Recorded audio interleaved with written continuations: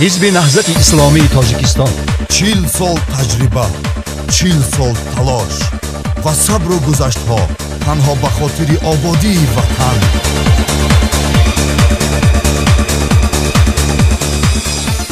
فکر نو، انتخاب نو، آینده نو. اگر مراد ز دنیا کمال انسان است، راه کمال همین شامراه یزدان است. هدف ز دین و ز دنیا صلاح انسان است. نظام جمعیت ما نظام انسان است. ما برای تاجیکستان، تاجیکستان برای همه. با انتخاب حزب نهضت اسلامی تاجیکستان در ساختن آینده فرزندانتان سهم بگذارید. رقم 5 حزب نهضت اسلامی تاجیکستان است. روز 1 مارس آن را انتخاب نما. اعوذ بالله من الشیطان الرجیم. بسم الله الرحمن الرحیم. سبح اسم ربک الاعلی.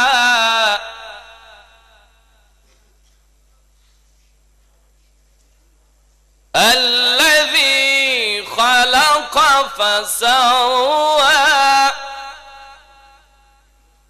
والذي قدر فهدى والذي أخرج المرعى فجعله غثاء أحوى.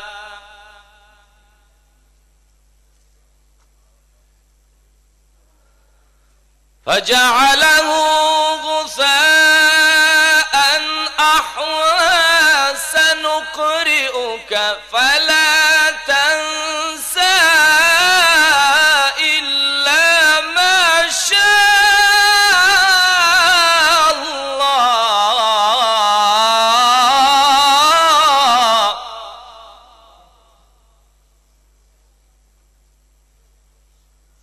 إنه يعلم الجهر وما يخفى. ونيسرك لليسرى. صدق الله العظيم. به نام خداوند مهربان و جان آفرین. برادران و خواهران گرامی، وکیلان و مهمانان ارجمند، السلام علیکم و رحمت الله و برکاته.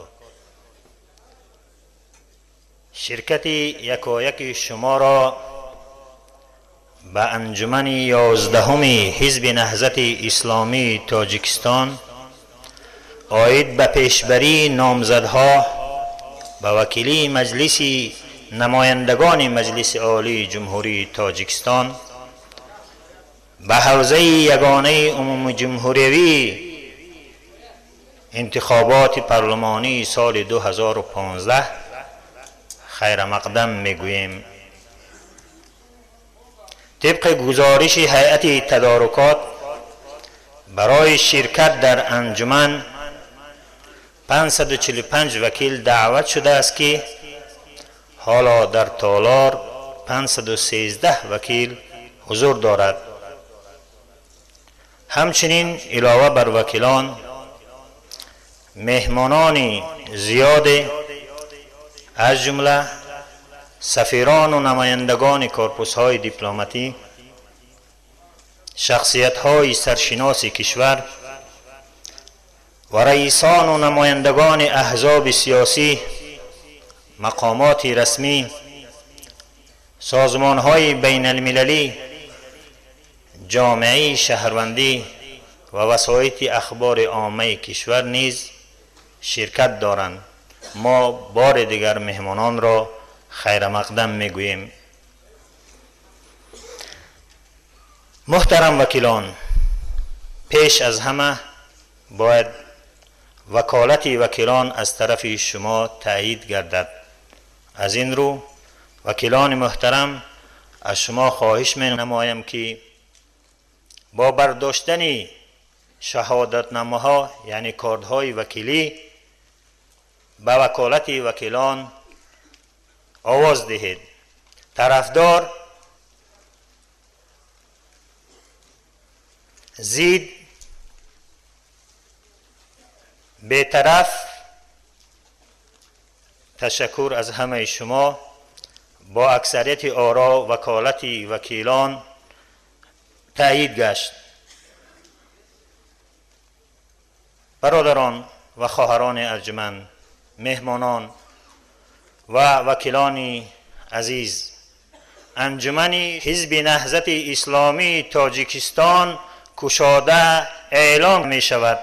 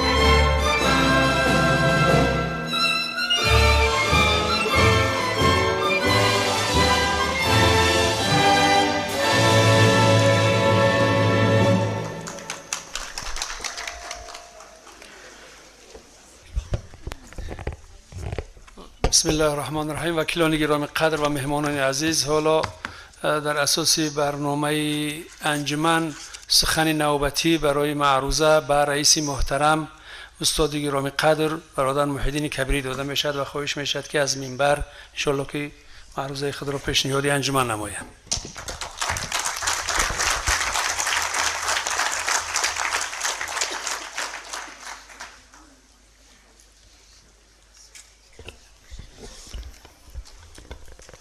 بار دیگر السلام علیکم و رحمت الله و برکاته. به نام خداوند بخشنده و مهربان،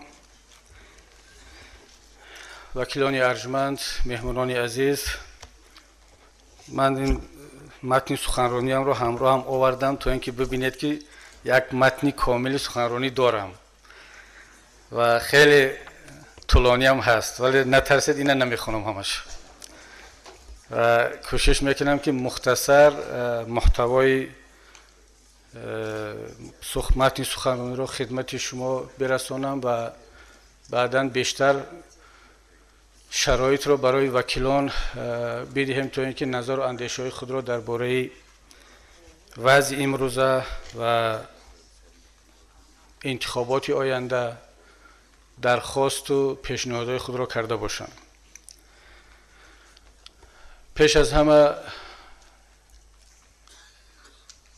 یکایک شما را بار دیگر خیر مقدم میگویم به دفتر حزب نهضت اسلامی تاجیکستان و شما خودتان شاهد هستید که با پیشنهاد روی خط یگانه به حوزه یگانه عمومی جمهوری نهضت اسلامی تاجیکستان رسما وارد معرکه انتخاباتی از امروز گشت. بار اول نیست که نهضت در انتخابات پارلمانی شرکت میکند. خدا را شکر که تجربه بسیار خوبی فعالیت پارلمانی و انتخاباتی را کسب کرد. این انتخابات چهارم پارلمانی هست که در زمان استقلالیت ما شرکت میکنیم و در زیر پرتو استقلالیت با استفاده از قانونگذاری کشور و شرایطی که ما و شما داریم نهضت این مراحل را پس سر کرد و همراه ملت، همراه دیگر حزب و حرکت ها ما یک روند بسیار پیچیده، دشوار و پر از دستاورد و باختها و از مبارزات، از روزهای خرسندی، از روزهای دشوار داشتیم. اگر ما دوران استقلالیت کشور و فعالیت حزب را یک تحلیل مختصر کرده باشیم، من شخصا اون را به 3 مرحله تقسیم میکنم. مرحله اول از سال 92 تا سال 2000 که کشور نتوانست از نعمت استقلال درست استفاده برد و همون طوری که رهبریت کشور بارها تاکید کردند و همه تحلیلگران این را تصدیق میکنند که با یک سیاست های تحمیلی علیه ملت ما و کشور ما ملت را به جنگ شهروندی علیه یکدیگر شوراندند و 10 سال اول استقلالیت ما با مشکلات، با جدال‌های داخلی و صلح و مذاکرات سپری شد. همه ملت‌ها و همه کشورهای همسایه در این 10 سال اول استقلالیتشان ساختند، آباد کردند، نیازهای دولتداری خود را مستحکم کردند، ولی متاسفانه ما تاجیکستانی ها مشغول حل مشکلات داخلی خود بودیم که از طرف بیگانگان بالای ما تحمیل شد.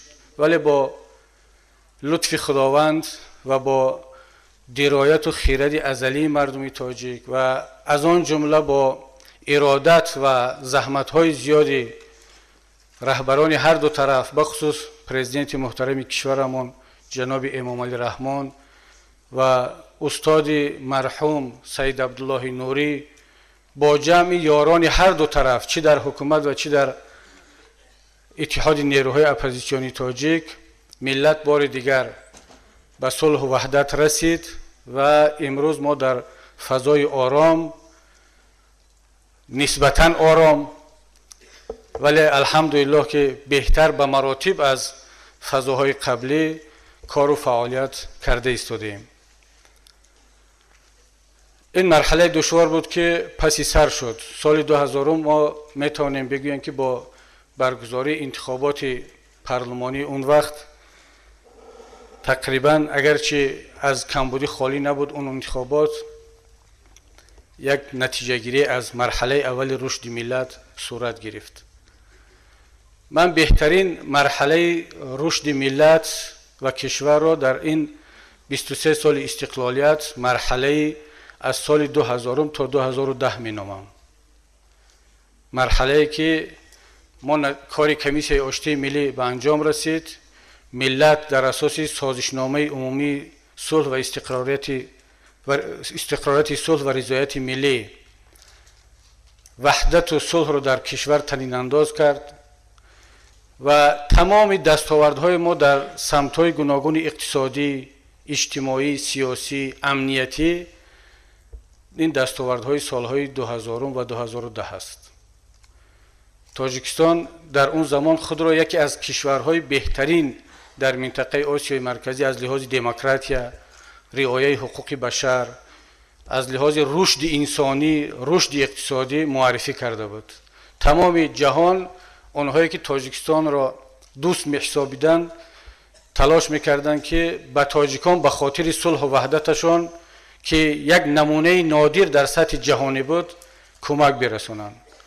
ما و شما می‌دونیم که حتی در سطح جهانی 2 تا کنفرانسیای دانارهای تاجیکستان، یکی در وینا و یکی در ژاپن برگزار شد. تمام جامعه جهانی عهده‌دار شد که به تاجیکان به خاطر صلح و وحدتشان کمک کنند و واقعا صدها میلیون دلار برای رشد جامعه وارد تاجیکستان گشت و ما در نتیجه این صلح و وحدت نشان دادیم که یک ملت با فرهنگ، با تمدن و سازنده هستیم. اگرچه ما رو با هم شوراندند ولی بالاخره عقل و ذکاوت فطری این ملت بالا گرفت و به صلح و وحدت و همدیگر فهمی نایل گشتیم. در مجموع این فضای خوب، سازنده و معتدل تأثیر خود را به تمام سمت‌های رشد کشور رسانده بود که ما واقعا از تمام مسئولین که در اون زمان توانستند ملت را سرجم کنند و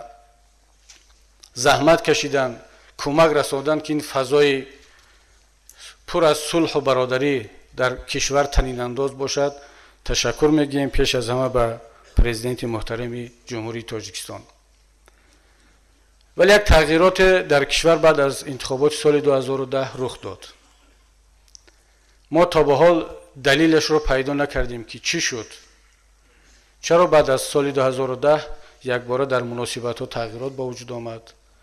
اون فضای صلح و وحدت و برادری از رسانه ها بیرون رفت، از صحبت های رسمی و محفل ها بیرون رفت.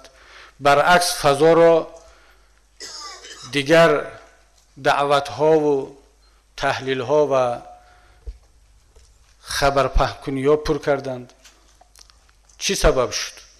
بسیارا برای این تحلیلند که در انتخابات سال 2010 نهضت اسلامی تاجیکستان با برگزاری یک انتخابات قوی بسیاری از نیروهای سیاسی کشور را در حالت ناگوار قرار داد. این انتظاری را نداشتند که مردم به نهضت اسلامی تاجیکستان رأی بیشتر خواهند داد و حتی تغییرات در مناسبت ها در خود رفت انتخابات 2010 را ما مشاهده کردیم. تا 10 روز ماندن به انتخابات فضا کاملا دیگر بود، صلح آمیز بود، برادری و برابری بود.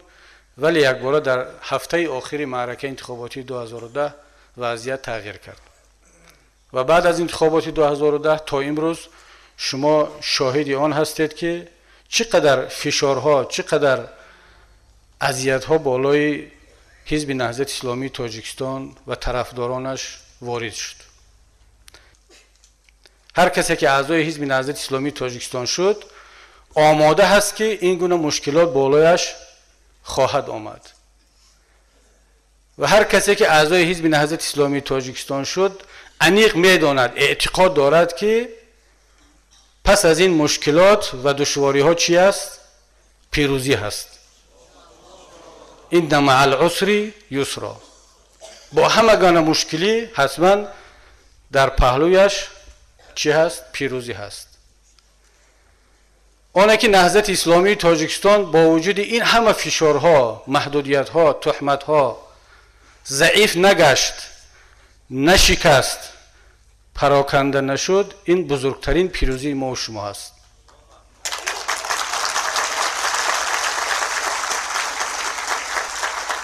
و من یکایک شما را و همه طرفداران نهضت اسلامی تاجیکستان را به این پیروزی اولین تبریک میگویم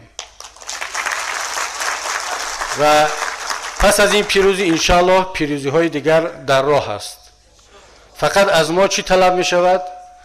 صبر، استواری و جسارت. صبر، استواری و جسارت این سه عامل مهم است که باید در پهلوی یکدیگر قرار بگیرند و ما را برای رسیدن به اون پیروزی کمک کنند. کسانی که تلاش میکنند از نهضت اسلامی تاجیکستان خطر بیتراشند،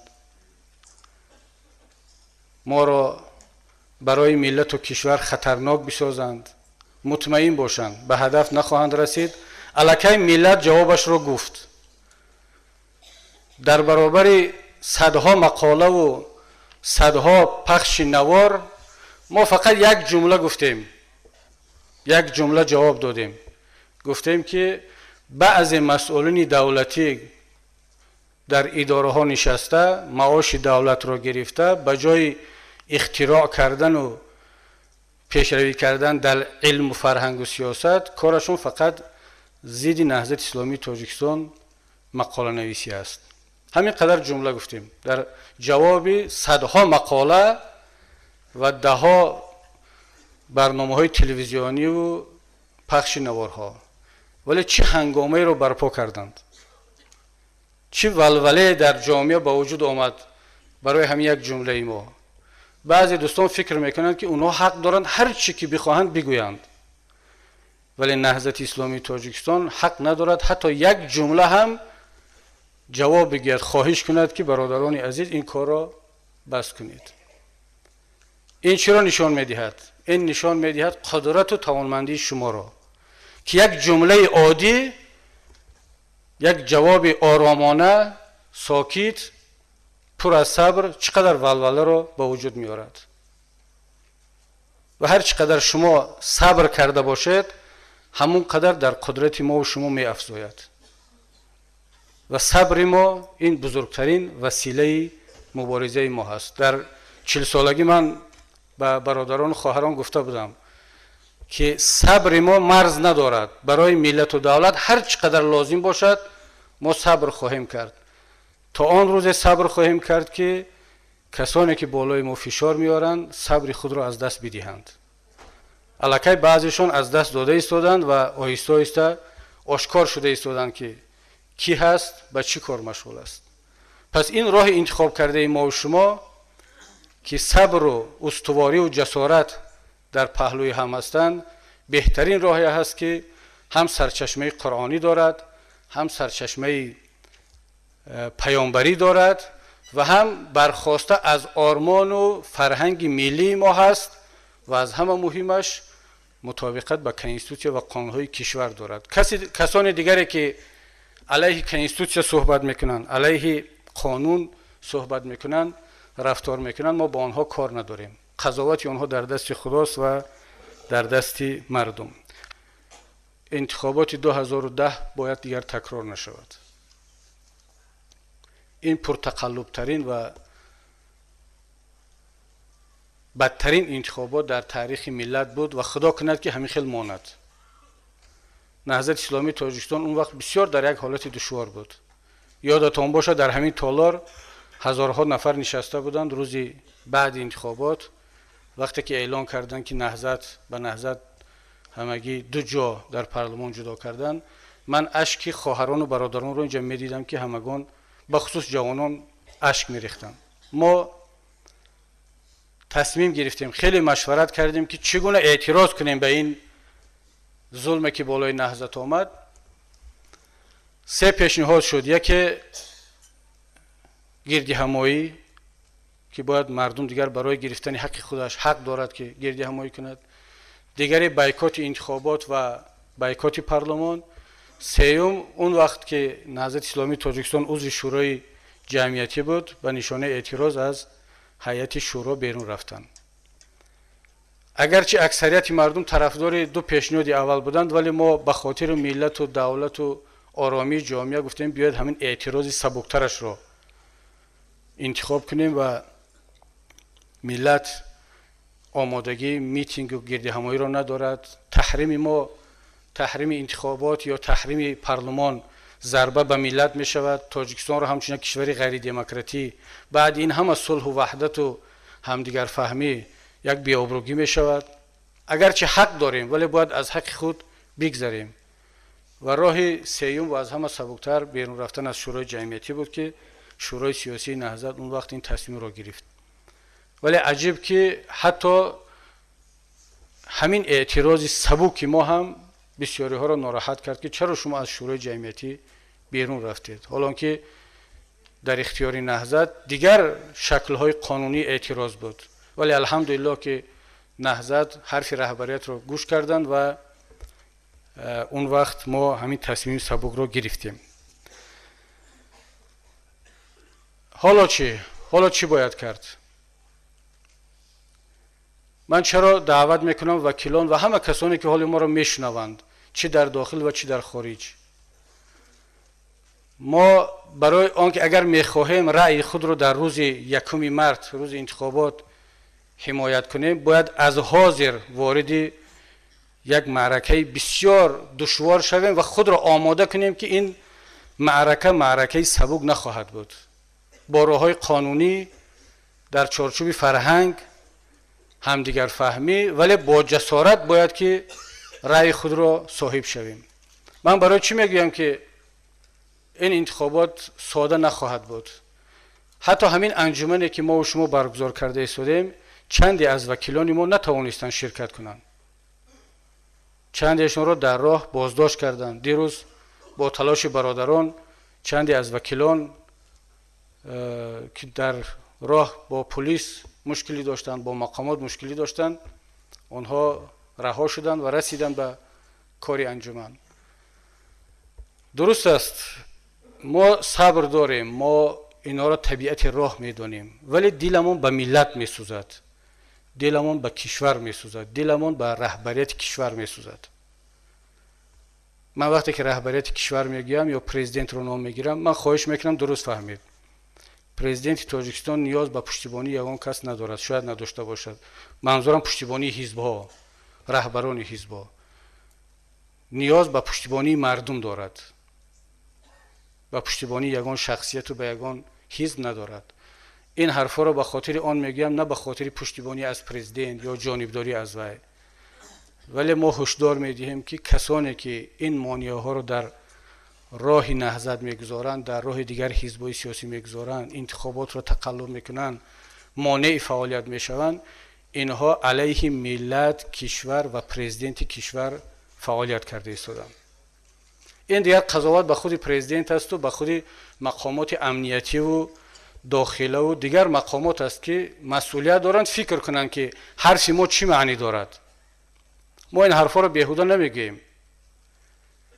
اگر هر چقدر بالای نهضت فشار بیارند باز ما طاقت میکنیم، ولی ملت است، مردم است. روحیه اعتراضی مردم که بالا رفت، شما جهان رو دیده ایستادید چه حادثه می شود. دیگر گناهگار نکابید، داعش و طالبان و القاعده و دست خارجی و داخلی اینا همش بهانه است. ملت اگر در داخل متحد باشد، اعتراض نداشته باشد، هیچ کس از بیرون کاری از دستش نمی آید. ولی اگر ملت در داخل اختلاف داشته باشد، اعتراض زیاد باشد، دیگر نیاز به دست خارجی هم نیست. سال 92 برین یک گروه از داخل می توانند با کمک خواجگان خارجیشون وضعیت رو به هم بزنند. پرزیدنت در سخنرانیشون به مناسبت 20 سالگی کنستیتوسیا بسیار نازک ولی دقیق این مسئله رو گفتند که هنوز در سالهای صلح بسیاری از مقامات و مسئولین علیه صلح بودند، نمیخواستند که ملت به صلح برسد، چون که آنها اگر که دو طرف با هم صلح کند در مقامات دیگر جای ندارند، جایشون تنگ می شود.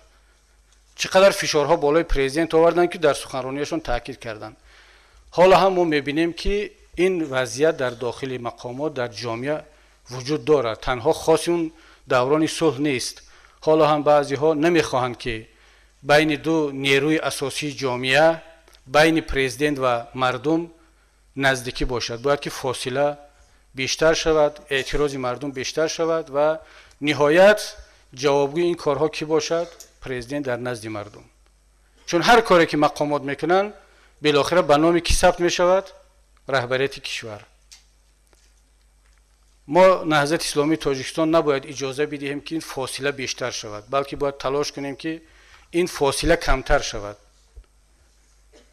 نهضت اسلامی تاجیکستان رقیب است ولی دشمن به کسی نیست. از ما دشمن نتراشند.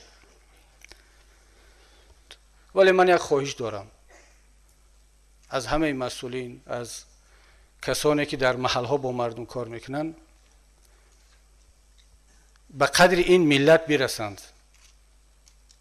در جهان هیچ ملت به مثل ملت تاجیک پرصبر و با همت نیست. شما در افریقا، در آسیا، در امریکا، در اروپا، در هر قطعه دنیا ملت را پیدا کنید برای ما که 6 ماه برق نداشته باشد، نصف جوانانش یعنی نزدیک 1.5-2 میلیون جوان از 4 میلیون آوازدهنده از 18 ساله بالا نصفش در خارج باشد، هر خانواده یک فرزند در خارج داشته باشد که در اونجا هم زیر فشار است، در داخل جای کار نیست، پسترین معاش، نفقه و استیپندیا در سطح جهان قریب در تاجیکستان هست. ولی این ملت با صبر و با تحمل، با فرهنگ، ما و شما مسئولین محترم رو طاقت کرده ایستاده است. در تمام دنیا ملت ها از حکومت ها فقط طلب میکنن برق ده، گرمی ده، جای کار و معاش مناسب ده، آزادی ده.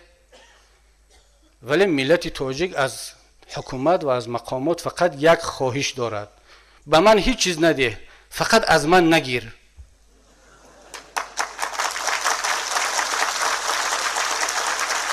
تمام حکومت ها به مردمش میدهند، ملت تاجیک به حکومتش میدهد، فقط خواهش دارد از من نگیرید. ما هم دعوت میکنیم، خواهش میکنیم که مادامی که به مردم برق تامین کردن نمیتونید، جای کار تامین کردن نمیتونید، معاش و نفقه و زندگی شایسته رو تامین کردن نمیتونید، از مردم 3 چیز رو نگیرید. این 3 چیزی که برای بودجه دولت یگان تین خراجات نمیکند، بی پول است. یکی رأی مردم رو خیانت نکنید. مسئولین محترم، رئیسان جماعت ها، رئیسان ناحیه ها، رئیسان محله ها، کسانی که تقدیر انتخابات در دست شما است، برای ملت خیانت نکنید. ملتی که ما و شما را میخوراند، میپشاند، در 5 سال 1 مرتبه رأیش را به صندوق پرتافته است. دوم، از مردم رشوه نستانید. مردم برای انجام کارهای روزانه اتان به مسئولین معاش داده ایستاده است. معاشی که میگیرید از حساب پول مردم است، از جیب مردم است که نلاگ میسپارند، انداز میسپارند، گمرک میسپارند، اون تبدیل میشود به بودجه دولت. شما از اونجا معاش میگیرید. ملت به شما پول داده ایستاده است، ماشین داده ایستاده است، کابینت های گرم داده ایستاده است، خودش در تاریکی میشیند، در خنکی کابینت های ما و شما گرم و روشن است. برای آنکه این قرار را قبول کنید، سپرافکا بدهید، کار مردم را انجام بدهید. برای قبول یک قرار، امضای یک قرار، یک سپرافکا از مردم بار دیگر دوم باره پول نگیرید. 1 بار به شما پول را مردم داد. رشوه نستانید که هم در قرآن، در شریعت حرام است و هم قانون منع کرده است. سوم خواهشمون این است که از مردم آزادیش رو نگیرید. آزادی هم بی پول است، خراجات ندارد. با هر بهانه بالای مردم در مسائل عبادتی، پوشیدن لباس، در انتخابات، در فعالیت‌های سیاسی که عضو کدام حزب باشند یا نباشند فشار نوارید. اگر شما این 3 حق مردم را دادید، از مردم نگرفتید، حق رأی، مالکیت مردم را دست درازی نکردید، نه رشوه گرفتید، نه مالکیتشون را به هر بهانه گرفتید و آزادیشون را فشار نآوردید، این ملت تاجیک با اون صبر و همت بلندش از شما دیگر برق و جای کار و خانه گرم و دیگر شرایط زندگی را که همه حکومت ها وظیفهشون تأمین کردن است، از شما دیگر طلب نخواهد کرد. البته حق دارد که طلب کند، ولی میدونیم که قدرت شما و توانمندیتون چقدر است. زیاد طلب نمیکنیم. ولی وقتی که میوید با وجود این بیهنری، نتوانستن انجام کار مردم، نتوانستن اداره خوبی دولتداری، باز دست درازی به مالکیت مردم میکنید، دست درازی به رأی مردم میکنید، به آزادی های مردم میکنید، پس این ملت برای شما چقدر دارد؟ غیر از اندازه‌سپارنده و پر کردن بودجه دولت دیگر یگان قدر و قیمت، یگان جایگاه نزد شما ندارد. من خواهش میکنم از مسئولین دولت که مسئولیت خود را انجام دهند و از همه مهمش باز تکرار میکنم، پرزیدنت را در حالت دشوار نگذارند. وقتی که پرزیدنت گفت که به همه حزب‌ها شرایط انتخابات داده شود و انتخابات شفاف و دموکراتیک برگزار شود، پیش از همه باید مسئولین این را انجام دهند. اون مسئولینی که در راه وکیلان حزب نهضت اسلامی تاجیکستان را منع کردند، به فکرم حالا این سپارش پرزیدنت به گوش آنها نرسیده است، چون برق نیست، تلویزیون تماشا نکردند. و خواهش میکنم از نمایندگان حزب نهضت اسلامی تاجیکستان، از نامزدها و وکیلها که این سخنهای پرزیدنت را بنویسید. دیگر آیت قرآن و حدیث و گپ‌های رئیس حزب را ماند یک طرف. و بعضی مسئولین اینو تاثیر نمیکنند. حتی کنستیتوسیون هم دیگر مثال نیارید. سخنهای خوبی پرزیدنت رو درباره انتخابات شفاف، دموکراتی و درباره دادن شرایط برابر به همه حزب‌های سیاسی بنویسید، برای در اداره هر کاتب جماعت، ناچلنگ میلیسیا، مسئول امنیت، پروکورور در دیوار هر یک محلتون آویزان کنید. چون که واقعا من فکر میکنم که این سفارش‌های پرزیدنت به آنها نرسیده است هنوز، یا فکر کردن که این هنوز هم همون سفارش‌های سال 2010 است. پرزیدنت برای انتخابات سال 2015 گفتن که دموکراتی باشد، شفاف باشد و به همه حزب‌ها شرایط برابر تامین کرده شود. یک خواهش دیگر هم از مسئولین حزب این است که در روند انتخابات مثبت نگر باشید. مشکلی ها هست، دشواری ها خواهد بود، ولی شما هیچگاه مسائل را فقط از نگاه انتقادی و طرف منفی آن نبینید. تلاش کنید که به مردم بیشتر در رفت انتخابات امید ببخشید. امید از انتخابات، امید از رهبریت کشور، امید از آینده کشور. هر چقدر بالاتون فشار آوردن، همون قدر تبسم بیشتر کنید. گاه تبسم کردن، سخنی نرم و ملایم گفتن طرف دیگر رو هم تأثیر میرساند. شما مثبت نگر باشید، فرهنگ اسلامی، فرهنگ ملی رو رعایت کنید. حتی اگر بالاتون تحقیر و فشار هم آمد، با اسلوب خوب، با جوابهای قرآنی، با شعرهای کلاسیکان ادبیات فارسی و تاجیک با آنها جواب بگیرید. خود را معرفی کنید که کی هستید و چگونه فرهنگ دارید. اون کاری که تا امروز کردید، بعد نتیجهش رو انشاءالله در روز 2 مارس خواهید دید. یک مراجعت دیگر به روشنفکران و اهل ضیا به خصوص معلمان محترم خواهم کرد. اینجا استادان بسیار خوبی ما هستند و نمایندگی از روشنفکران، از استادان آیین‌حال بابا نظر و شخصیت معروف که واقعا ضیایی و روشنفکری اصیل ملی بودن خودشان را اثبات کردند. دیگر نام نگیریم از دیگر برادران، برادر محمود جان قاسموف هستند.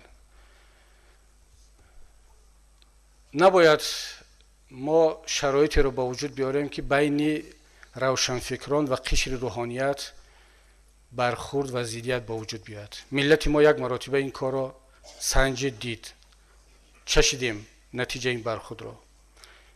ما نهضت اسلامی تاجیکستان باید تلاش کنیم در رفت انتخابات و بعد از آنم که هیچگاه ما را وارد بحث و برخورد با قشر روشنفکر ضیایان به خصوص معلمان محترم نکنند.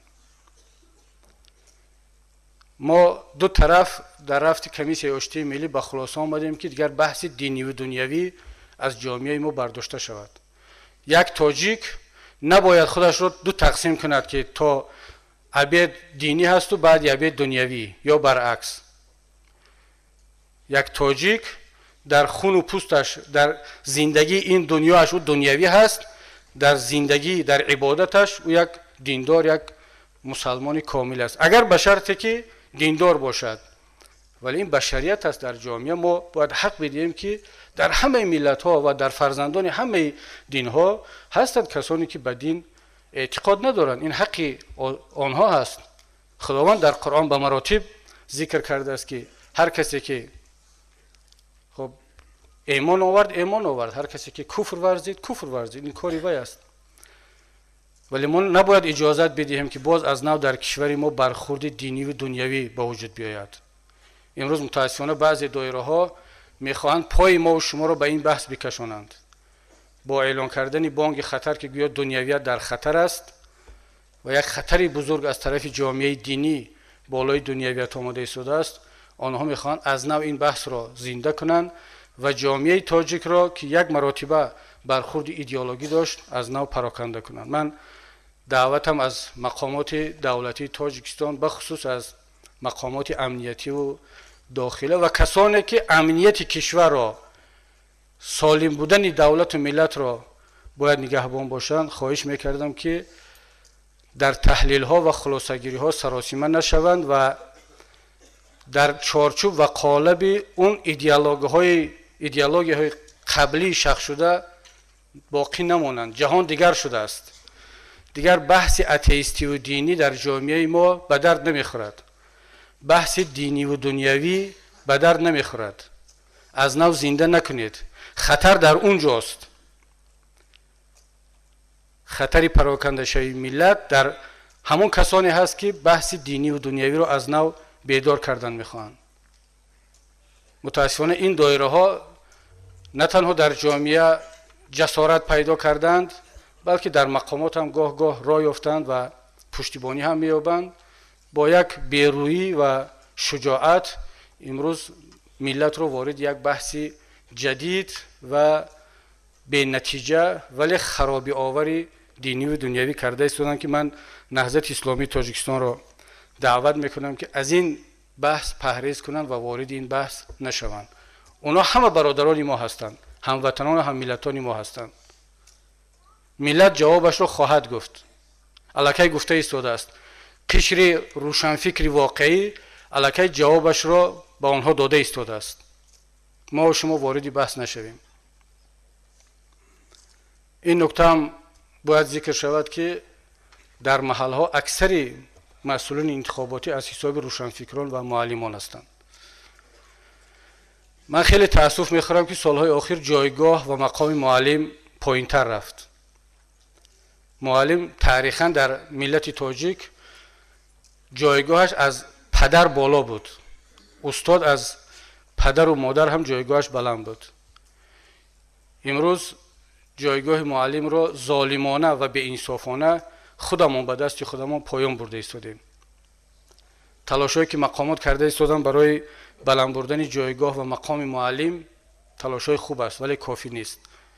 ما یک راه رو پیشنهاد میکنیم که این هم بودجه زیاد نمیخواهد، خرج زیاد نمیخواهد برای بالا بردن مقام معلم. معلم رو از این بحث‌های به معنی دینی و دنیوی، از این تقلب‌های انتخاباتی دور کنید. معلم رو آلوده نسازیم به این بازی‌های سیاسی. وقتی که تقلب‌ها در انتخابات به دست معلم صورت می‌گیرد، معلم مظلوم است. بعضی‌ها به طور مخصوص معلم رو سپر قرار می‌دهند. چگونه شما در نزد طلبه، در نزد دانشجو جایگاه و مقام استاد رو بلند می‌بردارید وقتی که اون طلبه می‌داند که معلمش مجبور شده است در انتخابات دست به تقلب بزند؟ با کدام راه شما این آبروی ریخته رو بالا کردن می‌خواهید؟ وقتی که معلمی بیچاره مجبور می‌شود از طلبه پول بستاند، مجبور می‌شود که در انتخابات به نفع این یا آن حزب سیاسی کار کند، دیگر بی‌طرف بی‌غرض بودن معلم، استاد بودن معلم برای شاگردش زیر سوال می‌رود. من خواهشم از مسئولین و بخصوص از معلمین محترم در مکتب‌ها این است که اگر این سال هم شامل اوچسک انتخاباتی میشوند، هیئت‌ها میشوند، طرز رفتار کنند که در پیش شاگردان، در پیش والدین شاگردان و در پیش جامعه اثبات شود که نتوانستند بعضی گروه‌ها معلم را همچون وسیله تقلب استفاده برند. جایگاه و آبروی خود را انشاءالله که در این انتخابات حفظ خواهید کرد. من پیشتر گفتم که حالا ما را صدها و شاید هزارها مهاجرین هموطنان ما شنیده ایستادند که در خارج کشورند و از روی آمار اخیری که کمیسیون مرکزی انتخابات داده بود در کشور ما 4,025,000 انتخاب کننده هست. اگر باز هم آمار رسمی مقامات مهاجرت تاجیکستان و روسیه را به این نوبت بگیریم 1,200,000 تاجیکستانی تا همین شمارش آخر در روسیه قرار داشت. اگر صدها هزار مهاجر دیگر رو در قزاقستان و کشورهای دیگری سابق شوروی و خارج دور حساب کنیم نزدیک 2 میلیون شهروند تاجیکستان در وقت انتخابات از معرکه دور خواهد بود. امسال همگی در 3 یا 4 شهر روسیه صندوق انتخاباتی گذاشته می شود. مسکو، اوفا، یکاترینبورگ و شاید یگان جای دیگر. چند درصدی مهاجرین میتوانند در انتخابات شرکت کنند نامعلوم است، ولی انیق است که 90 درصدی آنها امکان شرکت در انتخابات را ندارند. یعنی نزدیک 30 درصدی انتخاب کننده تاجیکستان در انتخابات شرکت کرده نمیتواند. آیا این کمبودی روند انتخابات است، قانونگذاری هست، یا وضع سیاسی و اجتماعی اقتصادی را تقاضا کرده است؟ ولی این واقعیت است. خواهش ما از هموطنان عزیز ما این است که اگر توانند خودشان بیان در قطعه انتخاباتی رأی بدهند و رأی خود را حمایت کنند، ولی اگر نتوانستند از این روند بی‌طرف نباشند، در کنار نیستند، حرف آنها برای خویشاوندان و دوستانشان در داخل تاجیکستان قدر دارد، چون آنها مبلغ میفرستند، زندگی مردم را تأمین میکنند. و وقتی که حالا که ما را میشنوند، خواهش میکنیم از آنها که در فکر تحریم انتخابات نباشند. بسیارها شاید بخواهند که شما در انتخابات شرکت نکنید، برایشان آسانتر است، ولی ما از شما خواهش میکنیم از دعوت‌های بایکات انتخابات شرکت نکردن دست بکشید، برعکس بیایید در انتخابات شرکت کنید. اگر نتوانستید به دوستان خود، به اقربای خود، به نزدیکانتان توصیه کنید که در انتخابات شرکت کنند و به طرفداری حزب نهضت اسلامی تاجیکستان رأی بدهند. ما پیشتر میگفتیم که به طرفداری هر حزبی که میخواهند دلشون میکشد رأی بدهند. حالا میگیم نه، بیاید به طرفداری حزب نهضت اسلامی تاجیکستان رأی بدهید. دلیل هم داریم. همه حزب و حرکت‌های تاجیکستان مسئله مهاجرت را بسیار خوب بررسی میکنن، توجه ظاهر میکنن، سفرها دارن، ملاقات میکنن، ولی انصافا نهضت اسلامی تاجیکستان حداقل در این 5 سال اخیر، شخصا خودم از ولادیوستوک شروع کرده تا نقطه غربی روسیه تا سنت پترزبورگ 10 ملاقات با مهاجرین داشتم. در مجموع رهبریت و نمایندگان نهضت بیشتر از 100 ملاقات در تمام شهر و ولایت‌های روسیه با مهاجرین داشتند. ما درد دل آنها را بیشتر و خوبتر میشناسیم و اکثر مهاجرین هنگام صحبت اظهار میکردند که اگرچه از سیاست‌های نهضت چندان راضی نیستند، ولی باز هم رأی خود را به طرفداری نهضت خواهند داد. حالا وقتی آن رسیده است که اکنون این تعهد و همدیگر فهمی را عملا نشان بدهیم. خواهش میکنیم از همتون مهاجرین محترم، حالا که ما را میشنوید یا بعداً خواهید شنید، تا انتخابات تلاش کنید که به وطن بیایید، برگردید. به این هم در نتیجه این تحریم ها و بحران های اقتصادی وضعیت در اون کشورهایی که شما کار میکنید چندان خوب نیست. اکثرتون زمستان برای عیادت خویش توار برمیگردید. روز و ساعتی آمدن رو طرز انتخاب کنید که در انتخابات شرکت کرده باشید و اگر نمیتوانید از خویش و تبار، از نزدیکان، دوستانتون خواهش کنید که در انتخابات شرکت کنند و به طرفداری نهضت اسلامی تاجیکستان رأی خود را بدهند. در آخر میخواستم یک نکته را خدمتتون عرض کنم، به این هم خیلی طولانی شد. شما الکی دیدید که ما برای انتخابات آینده چی شعار انتخاب کردیم. شعار ما برای تاجیکستان و تاجیکستان برای همه. این شعار تصادفی انتخاب نشده است. ما تلاش کردیم که در این جمله کوتاه تمام آرمان، برنامه و هدف خود را بگنجانیم.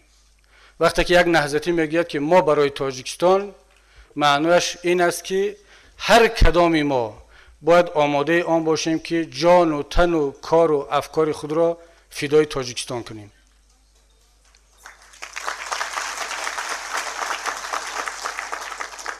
من مطمئنم که همه شهروندان تاجیکستان نوابسته از حزب و حرکتشان این عقیده را دارند، ولی ما نهضتی‌ها باید که در صف پیش باشیم و اثبات کنیم که واقعا برای تاجیکستان ارزی وجود کرده ایستادیم. وگرنه هر کدام شما اگر برای پول و مال و ثروت میشد، حتما حزب نهضت رو انتخاب نمی کردید. حزب نهضت آمدید میدانید که از مالتون جدا میشید. حزب نهضت آمدید میدانید که فشار میدهند، میدانید که منصب نمیدهند، ولی به خاطر ملت، دولت و به خاطر تاجیکستان آمدید عضو حزب نهضت اسلامی تاجیکستان شدید که بدانند همه که дар тоҷикистон ҳастанд нерӯҳо ва гурӯҳҳое ки ҳарфи худашонро доранд ва ин ҷасоратро доранд ки биён узви як ҳизби оппозитсионӣ шаванд.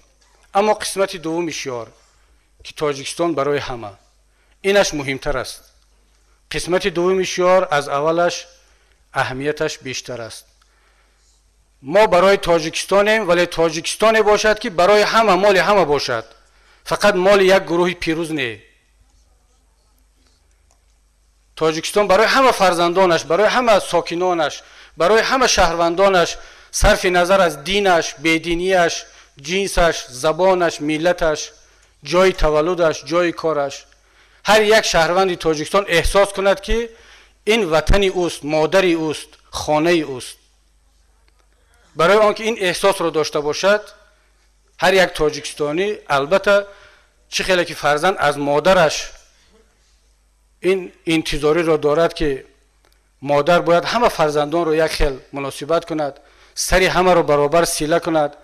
агар ҷазо доданӣ аст, мабодо кӯдак ё фарзанд ягон иштибоҳе кард, ҷазои одилона ва баробар ба ҳама фарзандон бидиҳад. фарзанди эрка дар назди модар ватан набояд бошад. дар ватандорӣ бархилофи оиладорӣ фарзанди угай нест. дар хонавода гоҳ-гоҳ мешавад ин ҳолатҳо, вале дар ватандорӣ фарзанди угай набояд вуҷуд дошта бошад. вақте мо мегӯем ки тоҷикистон барои ҳама, агар худованд пирӯзиро насиб кард, ки иншааллоҳ дер ё зуд ин пирӯзӣ насиби мардум хоҳад шуд, агар ки пирӯзиро насиб кард, бояд ватанеро бисозед ки дар он ҳамаи инсонҳо, ҳамаи шаҳрвандон эҳсос кунанд ки ин ватан барои ҳамаи онҳо аст. бо ҳамин ният ва бо ҳамин ормони нек ман суханронии худро ба анҷом мерасонам ва ба ҳаматон бори дигар ташаккур мегӯям ки ташриф овардед ва ба ҳама касоне ки ҳоло моро мешунаванд ё баъдан ташаккур мегӯям ки то имрӯз дар паҳлӯи наҳзат будед, моро қувват бахшидед ва иншааллоҳ умед дорам ки дар оянда муштарак бо ҳам ба рӯзҳои беҳтару хубтар хоҳем расид ва ин хулосаи барномаи ҳизби наҳзати исломии тоҷикистонро ки муфассалаш дар дасти шумо хоҳад расид ва баъдан аз тарафи номзадҳо гуфта мешавад, ман хулосатан хидмати шумо арз кардам. иншааллоҳ ки рӯзи 2 март боз ҷамъ мешавем дар ҳамин ҷо, интихоботро натиҷагирӣ мекунем ва он пирӯзиву дастоварде ки насиби мо дар он рӯз хоҳад шуд, ҳамроҳ ҷашн хоҳем гирифт. ва салому алайкум ва раҳматуллоҳи ва баракатуҳ.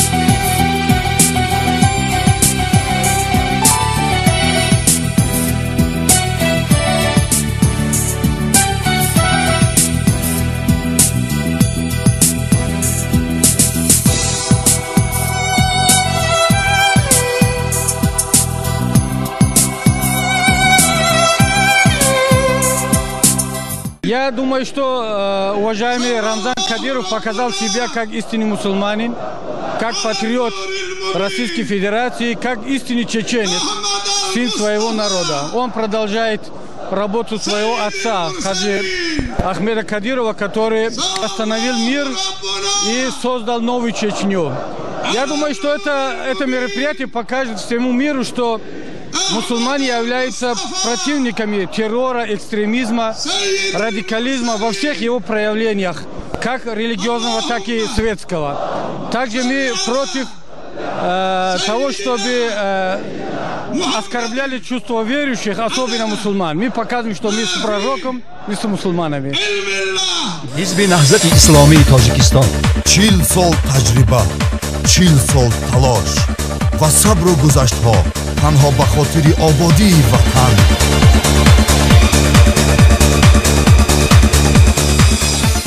فکری نو، انتخابی نو، آینده نو. اگر مراد ز دنیا کمال انسان است، راه کمال همین شامراه یزدان است. هدف ز دین و ز دنیا صلاح انسان است. نظام جمعیت ما نظام انسان است. ما برای تاجیکستان، تاجیکستان برای همه. با انتخاب حزب نهضت اسلامی تاجیکستان در ساختن آینده فرزندانتان سهم بگذارید. رقم 5 حزب نهضت اسلامی تاجیکستان است. روز 1 مارت آن را انتخاب نما.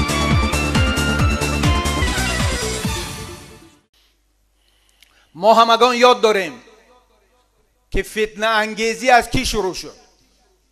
من صراحتاً میگویم که فتنه انگیزی از ملاقات رئیس جمهور با علما و پارت اکتیو حزب خلقی دموکراتی شروع شد. ما طی این سالهای اخیر که اینقدر فشار بالای ما آمد، ما پرخاشگری نکردیم، ستیزجویی نکردیم و تنها در چهارچوب قانونهای موجوده و سرقانون کشور با آداب و اخلاص اسلامی فعالیت داشتیم و انشاءالله در آینده خواهیم داشت.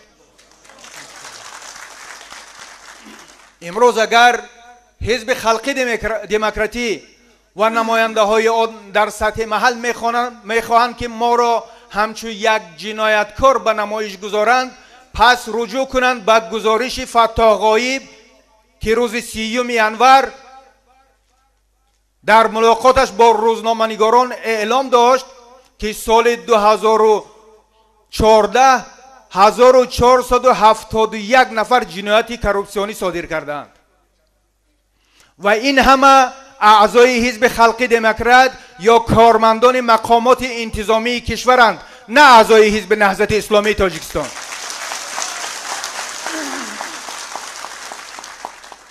به یادم میآید که هنوز سال 2000 دولت علی دولتوف معاون اول رئیس حزب خلقی دموکراتی تاجیکستان در یک صحبتش در آزیاپولوس اظهار داشته بود که ما از حزب خلقی دموکراتی حدود 20,000 نفر را رانده ایم و آنها بر علت جنایت صادر کردن رانده شدن از این حزب. و ببینید هر سال 1500 نفر از این حزب رانده می شوند. ولی از حزب نهضت اگرچه کدام جنایتی گوش ناشنیده انجام شده باشد و یا با تهمت عضو حزب اگر بازداشت شده باشد، آن را اینقدر تبلیغ میکنند که به اندازه زیاد، ولی بیخبر از این که کارهایی که رسانه های دولتی ما انجام دادند، عالمان آینده نگر و فالبین ما انجام دادند، بر ضرر این ملت و این دولت این کشور انجام شد. ببینید فیلمنامه های تحقیرآمیز، بهتان‌آمیز، تهمتنامه‌ای که علیه حزب نهضت پهن کردند، ولی آنها خادمان مقامات انتظامی بودند، نه تنها در جمهوری بلکه در خارج از جمهوری در ازبکستان و روسیه به نشر گذاشته شدند که امروز دیگران با تمسخر به ملت تاجیک میگویند که فرزندان مردان این ملت در بیرون از کشور مهاجرت میکنند ولی زنهایشان در داخل به فلان کارها مشغولند. به حکومتداران، با آنهایی که امروز در خدمت حزب حاکم این حکومتان گفتنیم، ما اینجا نشستگان فرزند اوگه این سرزمین نیستیم. صلح و ثبات مال ما هم هست. دل ما هم برای این وطن می سوزد، می تپد. ما آبادی و آرامی این کشور را خواهان بودیم و خواهیم بود. اگر حزب‌های دیگر بخصوص حکومت و حزب حاکم میخواهند که نقش و آبرو و حیثیت حزب نهضت را کم رنگ نشان دادنی شوند، پس روی به مردم تاجیک بیارند، مردم را با جای کار، نفقه، معاش خوب، گرمی، زندگی، حقوقهایشان را بدهند. آنگاه مردم از آنها جانبداری خواهد کرد و با آنها رأی خواهد داد. در غیر صورت خیانتی که طی بیش از 20 سال حکومتداران ما و حزب حاکم در راستای تقلب انتخابات ها کرده است نابخشیدنی است و این ملت نخواهد بخشید. خداوند یار و مددگار همه ما و شما باشد. تشکر. حزب نهضت اسلامی تاجیکستان 40 سال تجربه، 40 سال تلاش و صبر و گذشت‌ها تنها به خاطر آبادی وطن.